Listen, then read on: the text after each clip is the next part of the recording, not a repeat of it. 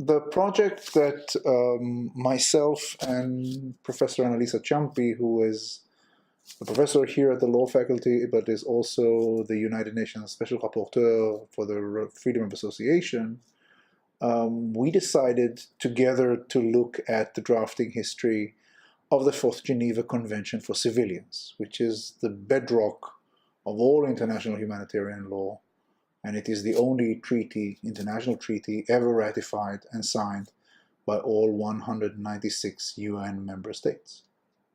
Working closely together with Professor Ciampi meant that we could transgress disciplinary boundaries and bring in someone like me, who is a historian, into the workings of a law faculty. Now, many law faculties don't like this idea of breaking their boundaries and bringing other influences.